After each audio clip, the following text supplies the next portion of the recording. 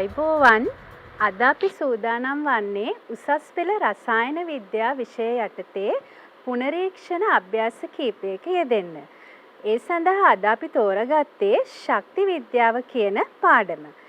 ශක්ති විද්‍යාව කියන පාඩමේදී, ඒ කියන්නේ එන්තැල්පිය තාප රසායනය ලෙස හඳුන්වන පාඩමේදී අපි බහුවර්ණ ප්‍රශ්න සඳහා නිවැරදි පිළිතුරු සපයාගන්නේ කොහොමද කියලා තමයි අද දවසේදී සාකච්ඡා කරන්නට හදන්නේ. එහෙමනම් අපි බලමු පසුගිය විභාග ප්‍රශ්න කීපයක් ඇසුරින් බහුවර්ණ ප්‍රශ්නයක් සඳහා නිවැරදිව පිළිතුරු සකස් කරගන්නේ කොහොමද කියලා. දුවේ පුතේ ඔයාලා මේ දකින්නේ 2018 වර්ෂයේදී 13 වෙනි ප්‍රශ්නය ලෙස ලැබුණු බහුවර්ණ ප්‍රශ්නය. මේ ප්‍රශ්නයෙන් අපිට ලබා දීලා තියෙන්නේ CH4 වායුවෙන් CH3 වායුව සහ H වායුව ලැබීම යන ප්‍රතික්‍රියාව සලකලා වර්ණ පහක් අපිට ලබා දෙනවා. මේ ප්‍රතික්‍රියාව සම්බන්ධයෙන් සත්‍ය ප්‍රකාශය තමයි අපෙන් සෙවීමට බලාපොරොත්තු වෙලා තියෙන්නේ. CH4 වායුව මගින් CH3 වායු සහ H වායු ලැබීම යන ප්‍රතික්‍රියාව සලකපුවාම සත්‍ය ප්‍රකාශයේ සෙවීම සඳහා අපි මුලින්ම පස්වෙනි වර්ණයෙන් පටන් ගමු. පස්වෙනි වර්ණයෙන් මේකේ පැහැදිලි කරනවා. පස්වෙනි වර්ණයෙන් අපිට දීලා තියෙනවා මේ දීලා තියෙන්නේ මීතේන්හි මුක්ත ඛණ්ඩක සෑදීමේ සම්මත එන්තැල්පි වෙනස කියලා. අපි දන්නවා මුක්ත ඛණ්ඩකයක් සෑදීමේදී සිදුවන්නේ සහසංයුජ බන්ධනයක සමානව පරමාණු අතර හවුලේ තබා ගන්නා ඉලෙක්ට්‍රෝන පරමාණු අතර සමානව බෙදීමෙන් හෙවත් සමවිඛණ්ඩනය මගින් තමයි අපිට මුක්ත ඛණ්ඩකයක් ලැබීම සිදුවන්නේ. එහෙමනම් අපිට ඵලය ලෙස මෙතනදී ලැබිය යුතු වෙන්නේ CH4 ගෙන් XCH බන්ධනයක් මුක්ත ඛණ්ඩක යාන්ත්‍රණයක් මගින් විඛණ්ඩනය වුණා නම් අපිට ඵලය ලෙස ලැබෙන්නේ CH3 මුක්ත ඛණ්ඩකයක් සහ H මුක්ත ඛණ්ඩකයක් වෙනවා. නමුත් අපිට දීලා තියෙන ප්‍රතික්‍රියාවේ CH3 වායු සහ H වායු ලෙස පමණයි දීලා තියෙන්නේ. මුක්ත ඛණ්ඩකයක් සෑදීම පෙන්වන්නේ නැහැ. ඒ අනුව අපි මේකේ පස්වෙනි වර්ණය වැරදි ලෙස සටහන් කරගන්නවා. ඊළඟට අපි බලමු මීතේන්හි සම්මත බන්ධන විඝටන එන්තැල්පිය වෙනස කියන ප්‍රකාශය දිහා. මීතේන්හි සම්මත බන්ධන විඝටන එන්තැල්පිය සැලකුවොත් එහෙම අපි කලින් වතාවකදීත් කතා කළා සම්මත බන්ධන විඝටන එන්තැල්පිය සඳහා අර්ථ දැක්වීමේදී එක් ප්‍රභේදයක් තුල සමාන බන්ධන කීපයක් පවතින විට මෙහිදී නම් CH4 අණුවේ සමාන CH බන්ධන 4ක් අපිට හමු වෙනවා. එහෙමනම් සමාන CH බන්ධන 4ක් විඝටනය වීමේදී බන්ධන විඝටන එන්තැල්පිය අර්ථ දැක්වීම සඳහා අපිට මේ එක් එක් බන්ධනයන්ගේ බන්ධන විඝටන එන්තැල්පි අගයන් සියල්ල එකතු කර බන්ධන සංඛ්‍යාවෙන් බෙදීමෙන් ලැබෙන මධ්‍යන බන්ධන විඝටන එන්තැල්පිය යන පදය භාවිතා කරන්නට සිද්ධ වෙනවා. නමුත් අපිට දීලා තියෙන ප්‍රකාශය මීතේන්හි සම්මත බන්ධන විඝටන එන්තැල්පිය කියන එක. එතකොට මෙතනදී CH4 අණුවේ CH බන්ධන 4ක් තියෙන නිසා මේ ප්‍රකාශය අපිට නිවැරදි ලෙස සලකන්න බෑ. මෙතනදී අපි ගන්නේ මීතේන්ගේ මධ්‍යන බන්ධන විඝටන එන්තැල්පි අගය. ඒ අනුව අපිට මේකේ 4 වෙනි ප්‍රකාශයත් නැවතත් වැරදි වර්ණයක් ලෙසයි සලකන්නට වෙන්නේ. හොඳයි. එහෙනම් අපි බලමු මේකේ 3 වෙනි ප්‍රකාශය දෙස. 3 වෙනි ප්‍රකාශයෙන් කියවෙන්නේ මේ දීලා තියෙන්නේ මීතේන්හි සම්මත පළමු අයනීකරණ එන්තැල්පි වෙනස කියලා. හොඳයි. අපි 3 වෙනි වර්ණයේ දිහා බලමු. 3 වෙනි වර්ණයෙන් අපිට දීලා තියෙන්නේ මීතේන්හි සම්මත පළමු අයනීකරණ එන්තැල්පි වෙනස කියලා. අපි එහෙනම් මුලින් පොඩ්ඩක් මතක් කරගමු පළමු අයනීකරණ එන්තැල්පි වෙනස කියන්නේ මොකක්ද කියලා.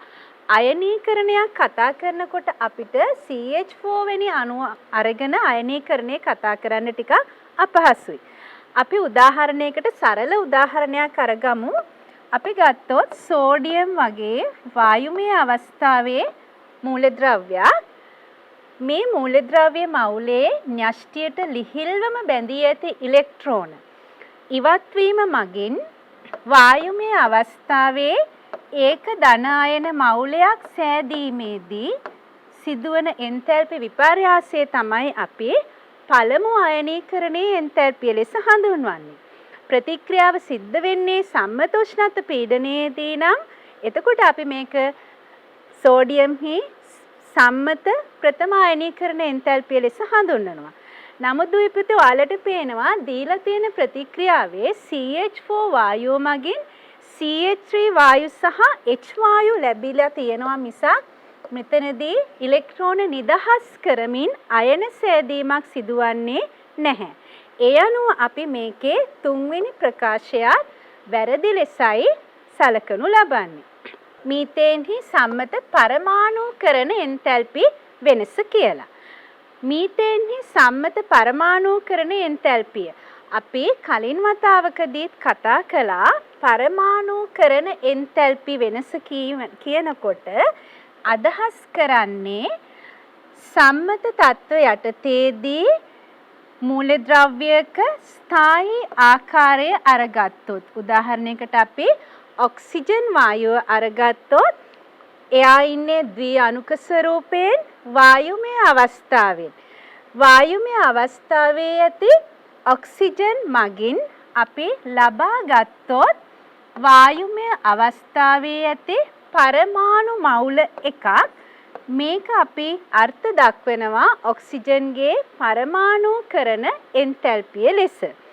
නමුත් අපිට මේ ප්‍රතික්‍රියාවේ මේ ආකාරයේ පරමාණුකරණ එන්තැල්පි වෙනසක් පෙනෙන්නේ නැහැ.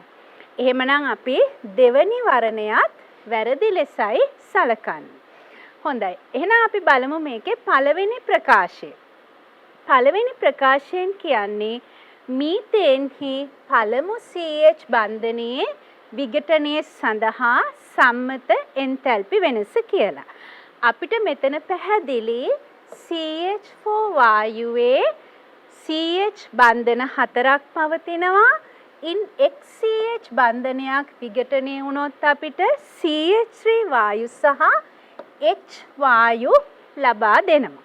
එහෙමනම් CH4 වායුවෙන් එක් CH බන්ධනයක් විඝටනය වීමෙන් CH3 වායු සහ H වායු ලැබීම කියන්නේ මීතේන්හි පළමු CH බන්ධනයේහි විඝටනය සඳහා සම්මත එන්තැල්පි වෙනස ලෙස අපිට සලකන්න පුළුවන්. ඒ අනුව මේ ප්‍රශ්නය සඳහා නිවැරදි පිළිතුර ලෙස අපි අංක 1 සලකුණු කරනවා. එහෙමනම් අපි බලමු මේ වගේම පහුගිය තවත් විභාග ප්‍රශ්නයක්. මේ අපි දකින්නේ 2015 වර්ෂයේ 14 වෙනි ප්‍රශ්නය. 2015 වර්ෂයේ 14 වෙනි ප්‍රශ්නයේදී ලැබුණේ සෙල්සියස් 27 දී සංශුද්ධ ඒ ද්‍රවය එහි වාෂ්පය සමග සමතුලිතව පවතිනවා. පද්ධතිය සංවෘතයි. මේ උෂ්ණත්වයේදී ද්‍රවයේ වාෂ්පීකරණයේ එන්තැල්පිය අපිට ලබා දීලා තියෙනවා 20.000 කිලෝජූල් මවුලයට. ඒ වගේම සෙල්සියස් 27 දී වාෂ්පීකරණයේ එන්ට්‍රෝපිය අපි අහනවා ඒකකය අහන්නේ ජූල් කෙල්විනයට මවුලයට. අපි මේ ගැටලු වලදී සැලකිලිමත් වෙන්න ඕනේ වාෂ්පීකරණයේ එන්තැල්පිය කිලෝජූල් මවුලයට වාෂ්පීකරණයේ එන්ට්‍රොපිය අපිට උත්තරේ බලාපොරොත්තු වෙලා තියෙන්නේ ජූල් කෙල්විනයට මවුලයට. මේ ගැටලුවේදී අපි දැනගත යුතු සිද්ධාන්ත මොනවද? බලන්න දුවේ පුතේ සංශුද්ධ ඒ ද්‍රවය සමතුලිතව පවතින පද්ධතියක්. ඒ කියන්නේ අපි ඒ ද්‍රවය ඒ වාෂ්පය මේ ආකාරයට පද්ධතිය තුල සමතුලිතව තියෙනවා. පද්ධතිය සංවෘතයි. සමතුලිතව පවතින පද්ධතියකදී විශේෂත්වය වෙන්නේ මොකද්ද? ඩෙල්ටා G ගේ අගය බිඳුවක් වෙනවා. ප්‍රතික්‍රියාවේ ගිබ්ස් ශක්ති විපර්යාසය බිඳුවක් වෙනවා. අපි දන්නවා සම්බන්ධය ඩෙල්ටා G සමානයි delta H minus T delta S වෙනවා. නමුත් පද්ධතිය සමතුලිතතාවයේ පවතිනවා නම් ඩෙල්ටා G අගය බිඳුවක් වෙනවා. ඩෙල්ටා G අගය බිඳුව වෙනවා නම් මොකද්ද වෙන්නේ? ඩෙල්ටා H සමාන වෙනවා T ඩෙල්ටා S ට. ඒ කියන්නේ ප්‍රතික්‍රියාවේ ගිබ්ස් ශක්ති විපර්යාසයේ බිඳුව වන විට ප්‍රතික්‍රියාවේ එන්තල්පි විපර්යාසය සමාන වෙනවා තාපගතික උෂ්ණත්වයේ සහ ප්‍රතික්‍රියාවේ එන්ට්‍රොපි විපර්යාසයේ ගුණිතයට. දැන් අපිට ලබා දීලා තියෙන දත්ත මේ සමීකරණයේ ආදේශ කරන්නට පුළුවන්. ආදේශ කිරීම සඳහා ඩෙල්ටා H සමානයි T ඩෙල්ටා S සම්බන්ධය භාවිතා කරනකොට ඩෙල්ටා H අපිට ලබා දීලා තියෙනවා 20.0 කිලෝ ජූල් මවුලයට. උෂ්ණත්වය අපිට ලබා දීලා තියෙන්නේ සෙල්සියස් 27. දැන් දුවේ පුතේ මෙතන අපි සැලකිලිමත් වෙන්න ඕනේ මේ සමීකරණය සඳහා අපි භාවිතා කරන්නේ කැපිටල් T තාපගතික උෂ්ණත්වය. අපි අගේ ආදේශ කළ යුතු වන්නේ කෙල්වින් අගය. එතකොට අපිට මෙතන ආදේශ කරන්නේ 273.27 කෙල්වින්.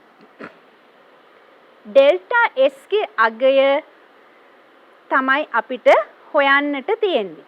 එහෙමනම් වැඩි කිරීම ඩෙල්ටා S. අපි මේ සමීකරණයේ ඩෙල්ටා S මුලින් උක්ත කරගෙන හිටියනම් වඩා හොඳයි. එතකොට 20.0 කිලෝ ජූල් මවුලයට බෙදීම 273.27 වුණාම අපිට මෙතන එනවා 300යි කෙල්වින්. ඒ අනුව අපිට එන්ට්‍රොපි විපර්යාසය සඳහා පිළිතුර ලැබෙනවා කිලෝ ජූල් මවුලයට කෙල්විනයට කියන ඒකක වලින් අපිට මෙතනදී පිළිතුර ලැබෙනවා 20.0 බෙදීම 300 කියන අගය. එතකොට 20.0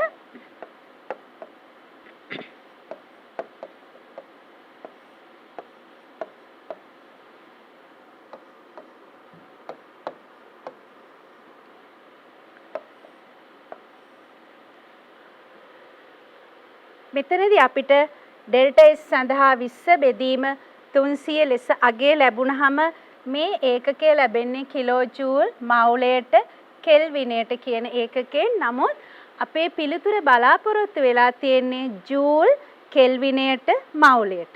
එහෙමනම් අපිට මේ ලැබෙන පිළිතුර අපි මොකද කරන්න ඕනේ? කිලෝ ජූල් කිරීම සඳහා 10 වැඩි කරගත යුතු වෙනවා. ඒ අනුව ජූල් මවුලයට කෙල්විනයට ලෙස අපි මේ පිළිතුර සකස් කර ගන්නවා.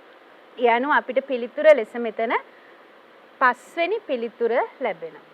ඩෙල්ටා H සමානයි T ඩෙල්ටා S සඳහා අගේ ආදේශ කරපුවාම අපිට 20.0 කිලෝ ජූල් මවුලයට 273.27 කෙල්වින් වැඩි කිරීම ඩෙල්ටා S වෙනවා. ඒ අනුව ඩෙල්ටා S සඳහා අගේ අපිට ලැබෙනවා 20.0 බෙදීම 300යි කිලෝ ජූල් මවුලයට කෙල්විනයට. නමුත් අපේ පිළිතුර බලාපොරොත්තු වෙලා තියෙන ජූල් කෙල්විනයට මවුලයට නිසා අපේ අගය 10 වැඩි කරගත්තාම අපිට 0.666 වැඩි කිරීම 10 ජූල් මවුලයට කෙල්විනයට උනහම පිළිතුර ලෙස අපිට 66.67 යන අගය තමයි ලැබෙන්නේ. ඒ අනුව මේකේ මෙම ගැටලුව සඳහා නිවැරදි පිළිතුර වෙන්නේ 5 වෙනි වර්ණය. ඒ කියන්නේ 66.67. අපි තවත් ගැටලුවකට යොමු වෙමු. මේ ගැටලුවේ අපිට දීලා තියෙන්නේ 2015 වර්ෂයේදී 43 වෙනි ප්‍රශ්නය. මේ ගැටලුවේ විස්තර කරන්නේ ප්‍රතික්‍රියාවක ස්වයං සිද්ධතාවය සහ ඊට අදාළව අපි කතා කරන එන්ට්‍රොපි විපර්යාසය සම්බන්ධ දැනුම තමයි ඔයාලගෙන් මෙතනදී මැනලා තියෙන්නේ. විභාගයේදී 43 වෙනි ප්‍රශ්نين ඔයාලගෙන් අහන්නේ පළවෙනි වර්ණය ලෙස දීලා තියෙනවා සංවෘත පද්ධතිය තුළ ඇති ජල වාෂ්ප ඝනීභවනය වන විට අවට පරිසරයේ එන්ට්‍රොපිය පහළ යයි. දෙවැනි වර්ණයෙන් දීලා තියෙනවා පද්ධතියකින් පිට කරන තාපය මගින් අවට පරිසරයේ ඇති අංශුවල චලනය වැඩි කරයි කියලා.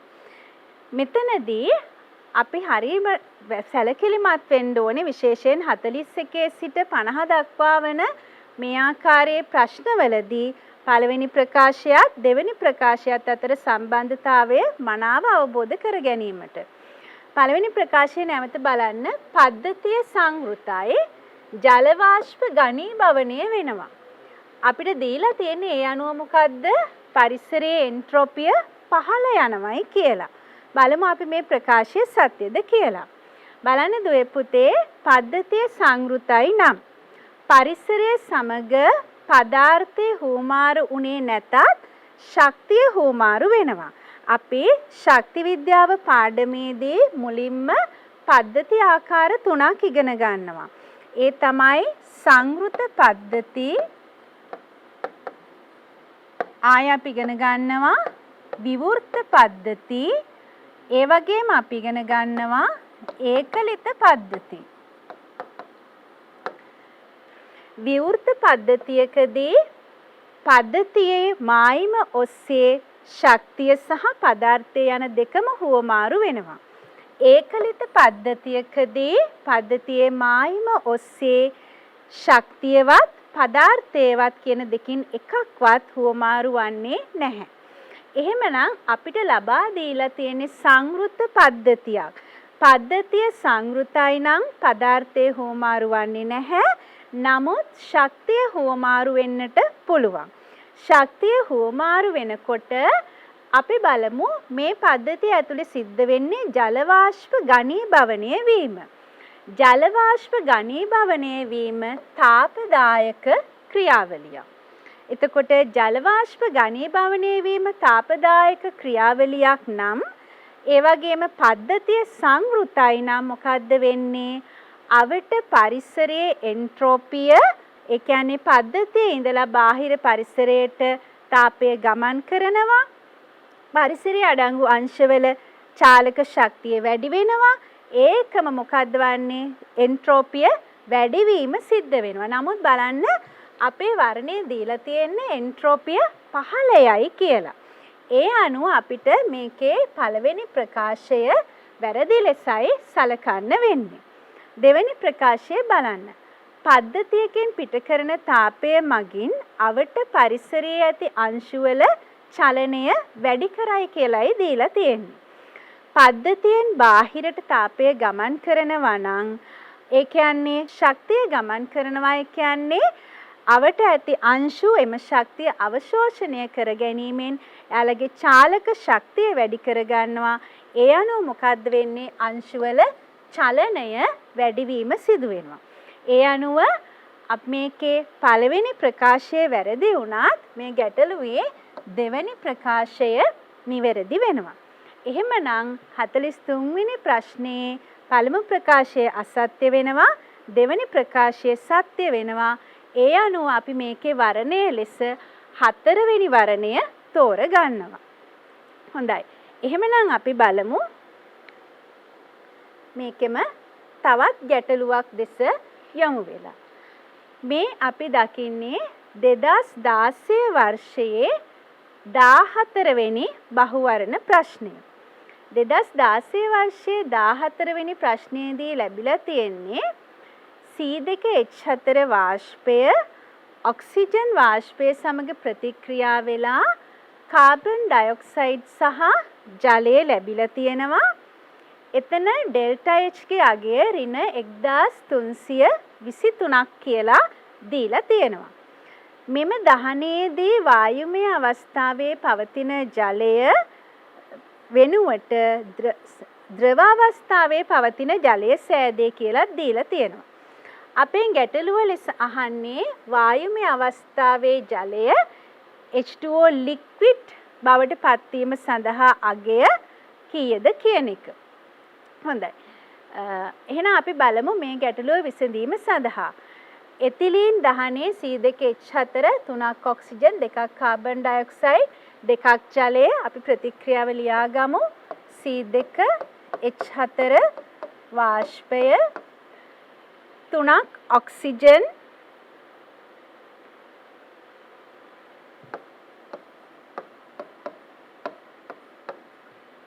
2ක් කාබන් ඩයොක්සයිඩ් වායුව 2ක් H2O වායුව මේකේ ඩෙල්ටා H අගය ඍණ 1323යි කිලෝජූල් මවුලයට වෙනවා.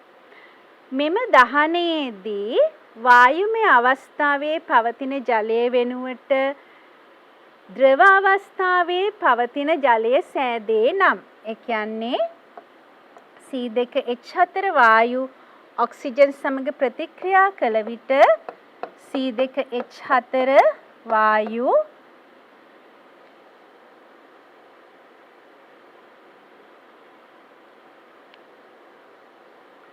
ඔක්සිජන් සමග ප්‍රතික්‍රියා කළ විට කාබන් ඩයොක්සයිඩ් වායුව සහ H2O liquid කියන ඵලය ලබා දෙනවා නම් ඩෙල්ටා H අගය තමයි අපෙන් අහන්නේ. දත්තේ අපිට ලබා දෙනවා H2O වායුවේ ඉඳලා H2O liquid සෑදීමට අදාළ අගය. ඩෙල්ටා H ගේ අගය අපිට දීලා තියෙනවා ඍණ 44යි කිලෝජූල් මවුලයට.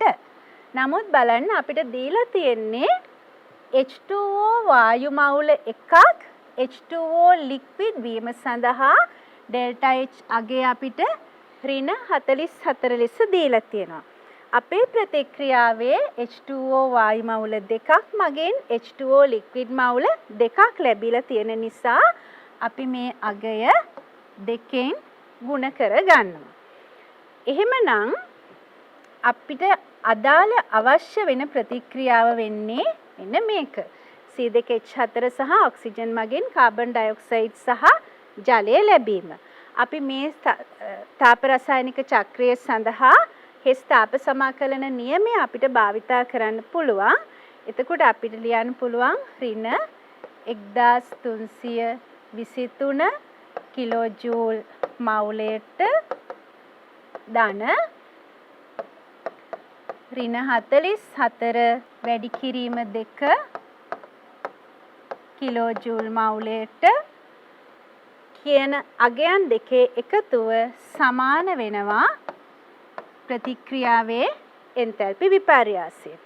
එතකොට මේ අගයන් දෙක සුළු කරපුවාම ඩෙල්ටා H සමානයි අපිට ලැබෙනවා ඍණ 1323 ධන ඍණ 88 කිලෝජූල් මවුලයට. ඒ අනුව අපිට පිළිතුර ලෙස ලැබෙනවා ඍණ 1411 කිලෝජූල් මවුලයට.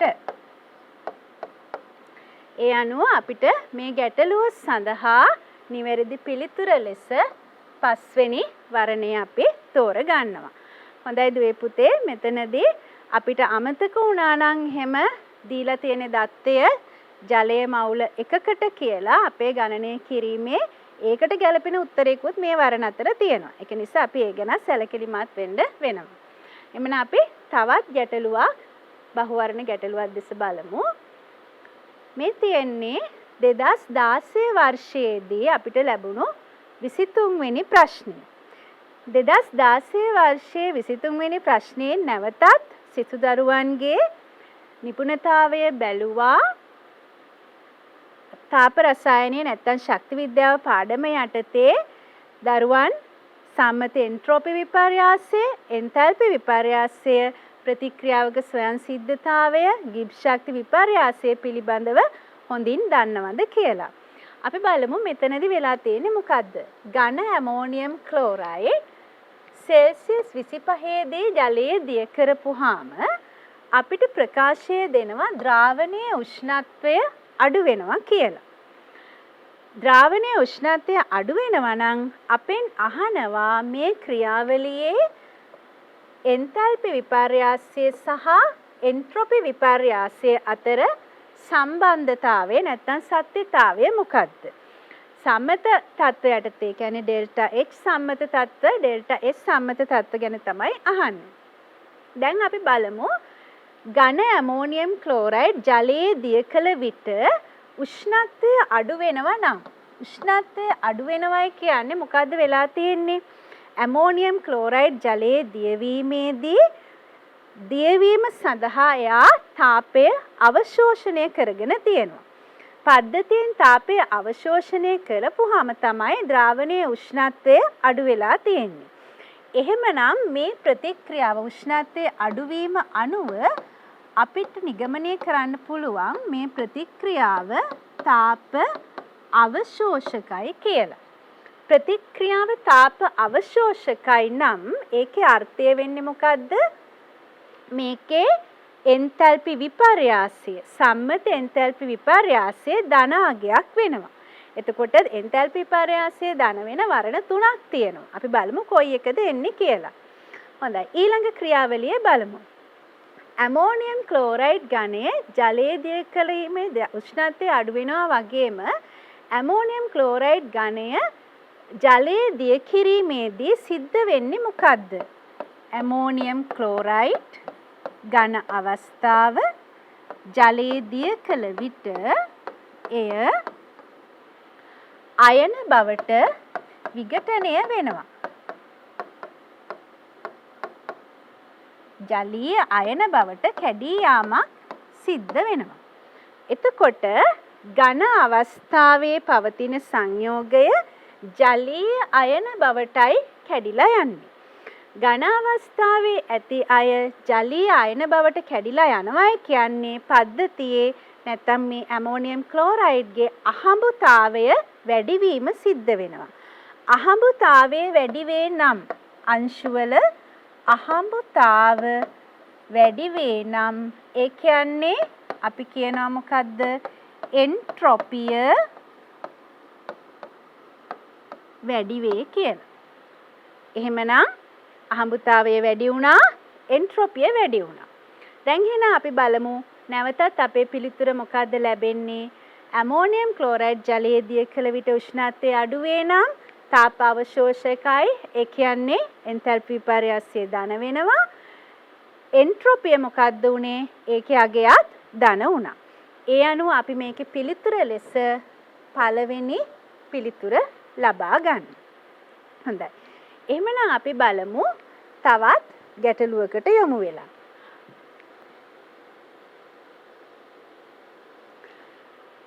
අපි මේ දකින්නේ 2016 37 වන ප්‍රශ්නය. 2016 වර්ෂයේ 37 වන ප්‍රශ්නය. දීලා තියෙන්නේ අපිට කාබන් ඝනය ඔක්සිජන් සමග ප්‍රතික්‍රියා කළ විට කාබන් ඩයොක්සයිඩ් 0.4ක් මවුල සෑදීමේදී කිලෝජූල් 40ක තාප ප්‍රමාණයක් පිටවේ නම් පහත සඳහන් කුමන වගන්ති සත්‍ය වේද කියලයි අහන්නේ. ප්‍රතික්‍රියාව අපි ලියලා බලමු. කාබන් ඝනය ඔක්සිජන් වායුව සමග ප්‍රතික්‍රියා කිරීමෙන් අපිට ලැබෙනවා කාබන් ඩයොක්සයිඩ් වායුව. මම මේ ලියලා තියෙන්නේ කාබන් ඩයොක්සයිඩ් වායුව මවුල එකක් උත්පාදනය වීම. නමුත් අපිට දීලා තියෙන ප්‍රතික්‍රියාවේ මවුල එකක් නෙවෙයි මවුල 0.4ක්. මවුල 0.4ක් 4.0යි මවුල උත්පාදනය වීමේදී 40යි කිලෝ ජූල් තාප ප්‍රමාණයක් පිටවීම සිදු වෙලා තියෙනවා. එහෙමනම් අපි බලමු මේකේ ඒ ප්‍රකාශනය දිහා. කාබන් ඩයොක්සයිඩ් මවුලයක් කාබන් සහ ඔක්සිජන් වලට විඝටනය කිරීම සඳහා කිලෝජූල් 100ක තාප ප්‍රමාණයක් අවශ්‍ය වේ කියනවා. නැවතත් අපි මෙතෙන්ට හැරිලා බලමු. 0.4ක් මවුල CO2 සාදන කොට කිලෝජූල් 40ක තාප ප්‍රමාණයක් නිදහස් වෙනවා නම් ඒ කියන්නේ මේ එන්තැල්පි විපර්යාසය අපි ඍණ 40යි කිලෝජූල් ලෙස සටහන් කරන්න පුළුවන්. එහෙමනම් 0.4ක් මවුල සඳහා එන්තැල්පි විපර්යාසය ඍණ 40 වෙනවා නම් මවුල එකක් සඳහා මොකද්ද වෙන්නේ? මේකේ අගය ඍණ 100ක් වෙනවා. ඍණ 100යි කිලෝජූල් වෙනවා.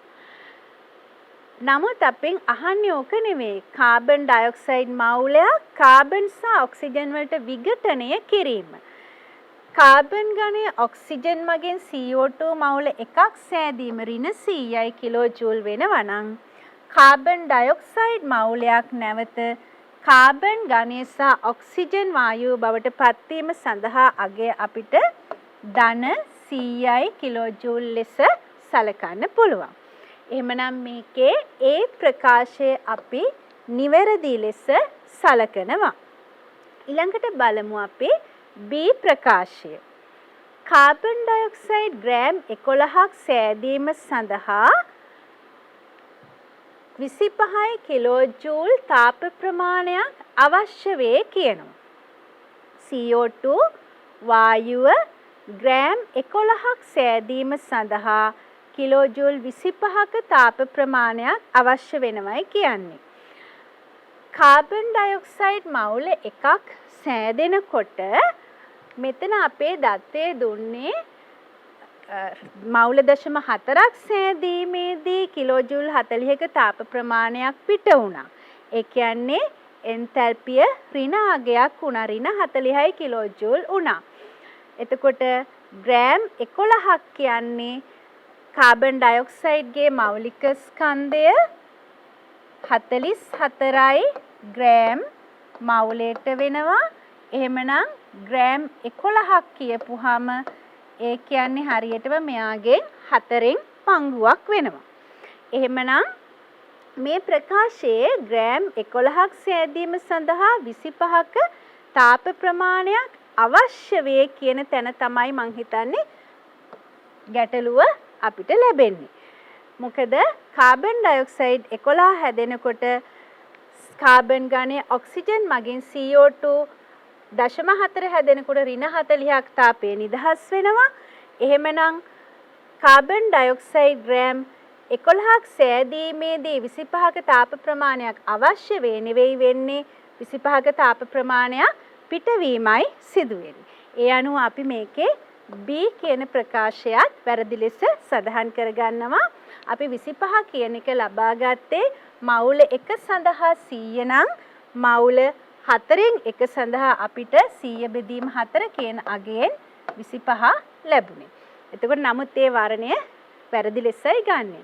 C ප්‍රකාශය කියනවා ඵලයන්හි එන්තැල්පි අගයන්ගේ එකතුව ප්‍රතික්‍රියකවල එන්තැල්පි අගයන්ගේ එකතුවට වඩා අඩු වේ කියලා. බලන්න කාබන් ඝනය ඔක්සිජන් සමග ප්‍රතික්‍රියා කිරීමෙන් CO2 වායුව ලැබෙනකොට කිලෝජූල් 40ක තාප ප්‍රමාණයක් පිට වෙනවා නම් මවුල 0.4කට මවුල එකකට කිලෝජූල් 100ක තාප ප්‍රමාණයක් නිදහස් වෙනවා නම් ප්‍රතික්‍රියක වලට වඩා පළවල එන්තැල්පි අගයන්ගේ එකතුව අඩු වෙලයි තියෙන්නේ. එතකොට එම ප්‍රකාශය එහෙමනම් නිවැරදි ලෙස අපිට සලකන්න පුළුවන්.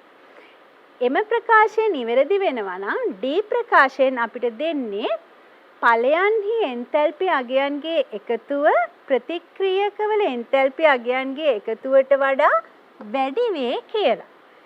එහෙමනම් මොකද වෙන්නේ? ඒක අසත්‍ය වෙනවා. ඒ අනුව මේකේ D ප්‍රකාශය වැරදි ලෙස අපි සලකනවා. එතකොට අපිට ABCD ප්‍රකාශ සඳහා මේ වගේ සම්බන්ධයක් ආපුවාම පිළිතුර ලෙස අපිට ගන්න වෙන්නේ 5 වෙනි වර්ණය වෙනවා. හොඳයි. එහෙමනම් අපි මේ විදිහෙම තවත් බහුවර්ණ ගැටලුවකට හැරිලා බලමු. මේ තියෙන්නේ 2018 වර්ෂයේදී ලැබුණු 46 වෙනි ප්‍රශ්නය. 2018 වර්ෂයේ 46 වෙනි ප්‍රශ්නයේදී ලැබුණේ ඒකලිත පද්ධතියක් තුල ස්වයන් සිද්ධව සිදුවන ප්‍රතික්‍රියාවක් සඳහා සෑම විටම ඍණ ගිබ්ස් ශක්ති වෙනසක් ඇත කියන කරුණ. දෙවැනි ප්‍රකාශයෙන් කියනවා ඒකලිත පද්ධතියක් තුල සිදුවන ක්‍රියාවලියක් පිටත සිට වෙනස් කළ නොහැක කියලා. අපි මේක පොඩ්ඩක් මතක් කරගමු. බලන්න දුවේ පුතේ ඒකලිත පද්ධතියක් නම් මායිම හරහා පදාර්ථය හෝ ශක්තිය හුවමාරු වෙන්නේ නැහැ. ඒ අනුව මොකද්ද වෙන්නේ? ප්‍රතික්‍රියාව සිදු වෙනකොට පද්ධතියේ පීඩනය උෂ්ණත්වය නියතව තියෙනවද කියන එක ගැන අපිට පැහැදිලිව සඳහන් කරන්න බැරි වෙනවා. අපි ප්‍රතික්‍රියාවක ස්වයංසිද්ධතාවය සඳහා ගිබ්ස් ශක්ති විපර්යාසයේ අර්ථ දක්වනකොට ගිබ්ස් ශක්ති විපර්යාසය බිඳුවට වඩා අඩු වේ නම් ප්‍රතික්‍රියාව ස්වයංසිද්ධයි කියලා කියනකොට ඊටාම වැදගත් කරුණ වෙන්නේ ප්‍රතික්‍රියාව සිදුවිය යුතු වෙනවා නියත පීඩනයේදී. ප්‍රතික්‍රියාව නියත පීඩනයේදී සිදු වුණේ නැත්නම් අපි මේ කියන දේ අපිට නිවැරදි ලෙස පිළිගන්න බෑ. ඒ අනුව සලකනු ලබන ප්‍රතික්‍රියාවක ස්වයංසිද්ධතාව පෙරයීම් කිරීම සඳහා ගිබ්ස් ශක්ති විපර්යාසය යොදා ගනු ලබන්නේ නියත පීඩන හා නියත උෂ්ණත්ව තත්ත්ව යටතේදී. ඒ අනුව උෂ්ණත්වයයි පීඩනයයි නියත නොවන පද්ධතියක ස්වයංසිද්ධතාව පෙරයීම් කිරීම සඳහා අපිට සෑම විටම ගිබ්ස් ශක්ති විපර්යාසය ඍණ කියන අගය අපිට සලකන්නට නොහැකි වෙනවා. එහෙමනම් අපේ ඒකලිත පද්ධතියක් තුල ස්වයංසිද්ධ වන ප්‍රතික්‍රියාවක් සඳහා ඍණ ගිබ්ස් ශක්ති වෙනසක් ඇත කියන ප්‍රකාශයේ පද්ධතිය ඒකලිත වීම අනුව පද්ධතිය තුල පීඩනය නියත නොවීම මත මේ ප්‍රකාශය වැරදි ලෙස ගන්න වෙන්නේ. හොඳයි. දෙවෙනි ප්‍රකාශය දිහා බලමු. ඒකලිත පද්ධතියක් තුල සිදුවන ක්‍රියාවලියක් පිටත සිට වෙනස් කළ නොහැක කියන. හොඳයි. අපි බලමු. ඒකලිත පද්ධතියක් කියපුවාම අපි මුලිනුත් කතා කරා මේ පද්ධතියේ මායිම හරහා ශක්තියවත් පදාර්ථයවත් කියන දෙකින් එකක්වත් හුවමාරු වෙන්නේ නැහැ. පදාර්ථය හෝ ශක්තිය මායිම හරහා හුවමාරු නොවේ. එහෙමනම් මේ ඒකලිත පද්ධතිය ඇතුළේ සිදුවන ක්‍රියාවලිය අපිට පිටත ඉඳලා වෙනස් කිරීමට හැකියාවක් ලැබෙන්නේ නැහැ. ක්‍රියාවලිය වෙනස් කිරීම සඳහා එක්කෝ අපිට පද්ධතියේ පදාර්ථය වෙනසක් කරන්න වෙනවා. එහෙම නැත්නම් පද්ධතිය ඇතුලේ ශක්තිය වෙනසක් කරන්න සිද්ධ වෙනවා. මේ දෙකෙන් එකක්වත් කරන්න බැරි නම් එහෙමනම් මේ පද්ධතියේ ක්‍රියාවලිය අපිට වෙනස් කරන්න බෑ. ඒ අනුව අපි මේ ප්‍රකාශය සත්‍ය ලෙස පිළිගන්න. එහෙමනම් අපිට ලැබුණේ පළමු ප්‍රකාශය අසත්‍යයි, දෙවන ප්‍රකාශය සත්‍යයි. අසත්‍ය හා සත්‍ය වීම අනුව අපිට මෙහි වර්ණය 4 ලෙස ගන්නට පුළුවන් වෙනවා. එහෙමනම් අපි තවත්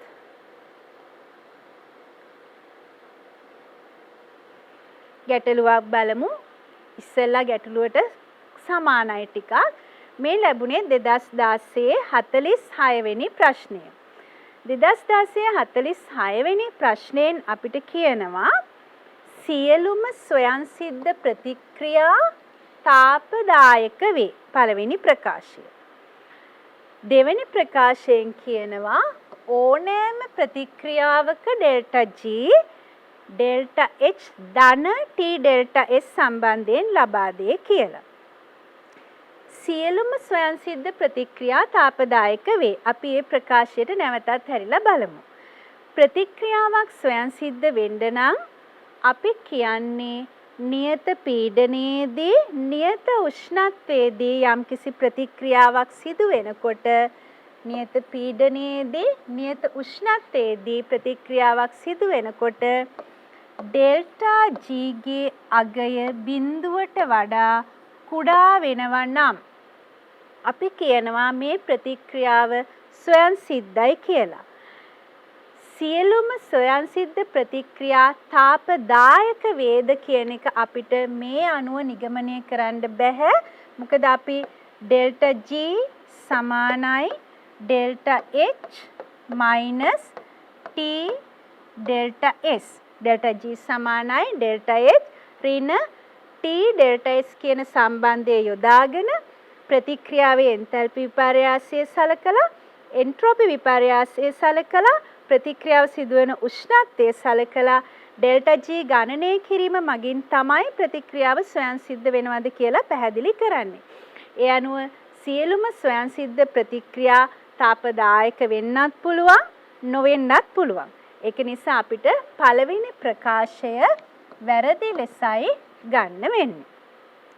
දෙවෙනි ප්‍රකාශයෙන් අපිට පැහැදිලිවම පෙනෙනවා ප්‍රතික්‍රියාවක ඩෙල්ටා G සමානයි ඩෙල්ටා H ධන T ඩෙල්ටා S කියන සම්බන්ධය ලබා දීලා තියෙන්නේ. එතකොට මේ ගැටලුව මෙම ප්‍රකාශය අපි වැරදි ලෙසයි ගන්නෙ. ඒ අනුව පළවෙනි ප්‍රකාශයත් වැරදි, දෙවෙනි ප්‍රකාශයත් වැරදි. ඒ අනුව අපි මේ ප්‍රශ්නය සඳහා පිළිතුර ලෙස අපිට ගන්න වෙන්නේ පස්වෙනි වර්ණය වෙනවා. හොඳයි. එහෙමනම් අපි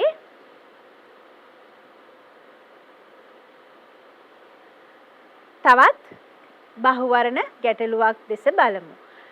මේ තියෙන්නේ 2019 වර්ෂයේ ලැබුණු 16 වෙනි ප්‍රශ්නය. 2019 වර්ෂයේ 16 වෙනි ප්‍රශ්නයෙන් ලැබුණේ ද්‍රවයක වාෂ්පීකරණයේ එන්තල්පි වෙනසයි වාෂ්පීකරණයේ එන්ට්‍රොපි වෙනසයි පිළිවෙලින් ලබා දීලා 45.0යි 90.0යි කියලා ලබා දීලා අපින් අහනවා ද්‍රවයේ තාපාංකය කීයද කියලා. ද්‍රවයක වාෂ්පීකරණයේ එන්තල්පියයි වාෂ්පීකරණයේ එන්ට්‍රොපියයි ලබා දුන්නාම මේ ගැටලුව විසඳීම සඳහා මුලින්ම අපි මේ පද්ධතිය පවතින අවස්ථාව හඳුනාගත යුතු වෙනවා. අපි මේ දකින්නේ ද්‍රවයක් එහි වාෂ්පය සමග අපි කියමු A කියන ද්‍රවයක් කියලා. ඒ ලික්විඩ් නම් එය ඒ වාෂ්පය සමග සමතුලිතතාවයේ පවතින පද්ධතියක්. එතකොට මේ අවස්ථාවේදී ඒ ද්‍රවයේ ඒ වාෂ්පය සමග සමතුලිතතාවයේ පවතිනවා නම් මේ ප්‍රතික්‍රියාවේ ගිබ්ස් ශක්ති විපර්යාසය බිඳුවක් වෙනවා. ඩෙල්ටා G සමානයි බිඳුව වෙනවා. ඒ අනුව මොකද වෙන්නේ? ඩෙල්ටා H සමානයි T ඩෙල්ටා S වෙනවා. ඩෙල්ටා G සමානයි බිඳුව වීම අනුව ඩෙල්ටා H සමානයි T ඩෙල්ටා S වෙනවා. අපි කලින් කතා කරපු ගැටලු වලදී ඔයාලට මතක ඇති ඩෙල්ටා G සමානයි ඩෙල්ටා H ඍණ T ඩෙල්ටා S වීම අනුව ඩෙල්ටා H සමානයි T ඩෙල්ටා S වෙනවා. එතකොට අපෙන් අහන්නේ T උෂ්ණත්වය ඩෙල්ටා H බෙදීම ඩෙල්ටා S මගින් අපිට T උෂ්ණත්වය ලැබෙනවා. හැබැයි උෂ්ණත්වය අපිට ලැබෙන්නේ කෙල්වින් උෂ්ණත්වය. අපි දීලා තියෙන අගයන් මේකේ ආදේශ කරොත් ඩෙල්ටා H සඳහා අපිට ලබා දීලා තියෙනවා 45.0 කිලෝජූල් මවුලයට. ඩෙල්ටා S සඳහා දීලා තියෙන්නේ අපිට 90.0 ජූල් කෙල්විනයට මවුලයට.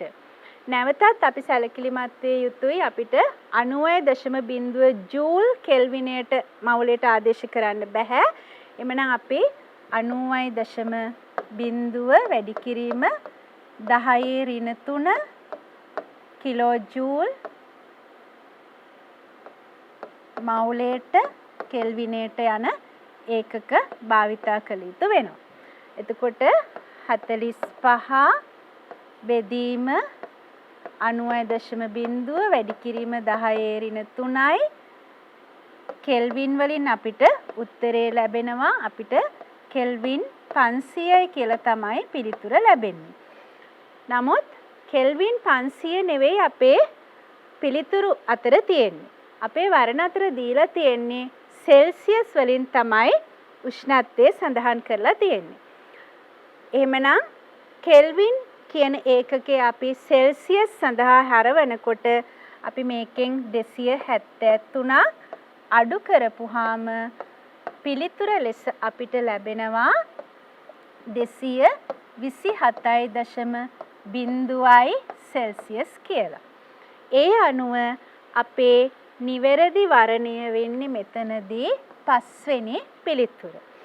මේ ගැටලුව විසඳන කොටත් නිරන්තරයෙන් අපි සැලකිලිමත් විය යුතු වන්නේ ගැටලුව විසඳීම සඳහා මතක් කරගත යුතු වෙන්නේ වාෂ්පීකරණයේ එන්තැල්පිය හා වාෂ්පීකරණයේ එන්ට්‍රොපිය දත්ත අනුව පද්ධතියේ සමතුලිතතාවයේ පවතින බව, ඒ වගේම සමතුලිත පද්ධතියක ගිබ්ස් ශක්ති විපර්යාසය ඩෙල්ටා G අගය බිඳුව වෙන බව, ඒ අනුව ඩෙල්ටා H සමානයි T ඩෙල්ටා S සම්බන්ධය ලබා ගැනීම සහ එමගින් T සඳහා අගය ලබා ගැනීම.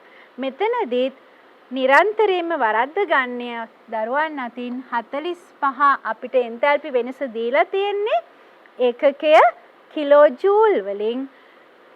එන්ට්‍රොපි වෙනස සඳහා ඒකකය ලබා දීලා තියෙන්නේ ජූල් වලින්.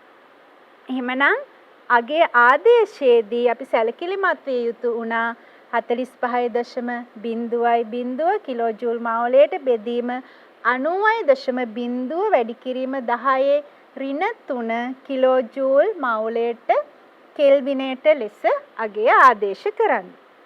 එහෙම නිවැරදිව ඒකක පරිවර්තනය කරලා ආදේශ කරගත්තාම නැවතත් වැරදුණු තැනක් වුණා අපිට උත්තරය ලැබෙන්නේ උෂ්ණත්වය කෙල්වින් වලින්. කෙල්වින් වලින් උෂ්ණත්වය ලැබුණාම නැවත අපි මොකද්ද ඒ උෂ්ණත්වය සෙල්සියස් වලට පරිවර්තනය කරගත යුතු වුණා. එහෙමනම් සෙල්සියස් වලට පරිවර්තනය කරගන්නකොට මේ උෂ්ණත්වයෙන් අපි 273ක් අඩු කරපුවාම තමයි සෙල්සියස් 227 ලෙස අපිට පිළිතුර ලැබෙන්නේ. මොකද අපි දන්නවා නිර්පේක්ෂ උෂ්ණත්වය සහ සෙල්සියස් උෂ්ණත්වය අතර සම්බන්ධය සෙල්සියස් උෂ්ණත්ව අගයට 273ක් එකතු කිරීමෙන් තමයි අපේ කෙල්වින් උෂ්ණත්වය බවට පරිවර්තනය කරගන්නේ. එහෙමනම් මේ ශක්ති විද්‍යාව පාඩමේදී නිරන්තරයෙන්ම දුවේ පුතේ අපි අවධානය යොමු කළ යුතු වෙනවා විශේෂයෙන්ම බහුවර්ණ ගැටලුවලදී අවධානය යොමු කළ යුතු වෙන්නේ ඒකක භාවිතය නිවැරදිව අර්ථ දැක්වීම භාවිතා කිරීම සහ දීලා තියෙන අගයන් නිවැරදිව ආදේශ කිරීම. විශේෂයෙන් නැවතත් අපි චුට්ටක් මතක් කරගමු අපිට දීලා තියෙන ප්‍රතික්‍රියාව සමහර විට එන්තැල්පි විපර්යාසය ඍණ ලෙස සඳහන් කරන්නේ නැහැ. නමුත් අපිට ප්‍රතික්‍රියාවේ වචනය දෙනවා ප්‍රතික්‍රියාව සිදුවීමේදී උෂ්ණත්වය ඉහළයයි. එහෙම නැත්නම් උෂ්ණත්වය පහළයයි කියලා. එතකොට මේ වචනය ඔස්සේ ගිහිල්ලා අපිට සිද්ධ වෙනවා ප්‍රතික්‍රියාවේ එන්තැල්පි විපර්යාසය ධනාගයක් වෙනවද එහෙම නැත්නම් ඍණාගයක් වෙනවද කියලා හොයාගෙන ඒ අනුව දත්ත ආදේශ කරන්නටත් අපේ සැලකිලිමත් වෙන්න ඕනේ. එහෙම නොවුනොත් නැවතත් අපේ පිළිතුරු වැරදි ලෙසයි යන්නේ. ඒ වගේම තමයි නිරන්තරයෙන්ම අපි මේ ගැටලු විසඳනකොට ප්‍රතික්‍රියාව තුලිත වෙනවද එහෙම නැත්නම් අපිට දීලා තියෙන ප්‍රතික්‍රියාවෙන් අහන්නේ අදාළ සංඝටකයේ මවුල එකක් සෑදීමද නැත්නම් මවුල දෙකක් සෑදීමද ඒ දීලා තියෙන පිළිතුර සහ ලබා දීලා දත්ත අපි ලබා දී ඇති දත්ත නිවැරදිව ආදේශ වෙනවද කියන කරුණු ගැන අපි නිරන්තරයෙන් අවධානය යොමු කරන්න ඕනේ. ඔයාලට මතක ඇති අපිට කලින් ගැටලුවකදී ලැබුණා උදාහරණයකට මේ ගැටලුව බලන්න මේකෙදී C2H4 ඔක්සිජන් මගින් කාබන් ඩයොක්සයිඩ් සහ ජලය හැදෙනකොට ජලයේ වාෂ්පයේ මවුල දෙකක් ලැබීම ගැන කතා කරනවා. නමුත් අපිට දත්තය දෙන්නේ ජලයේ වාෂ්පය මගින් ජලයේ ලික්විඩ් මවුල එකක් සෑදීමට අදාළව තමයි දත්තය ලබා දෙන්නේ. එතකොට ඒ අනුව ඒ ඍණ 44 කියන එක අපි චක්‍රයට නිකම්ම දාගත්තොත් මොකද්ද වෙන්නේ? අපේ පිළිතුර නැත්නම් අපේ ගණනය වැරදෙනවා.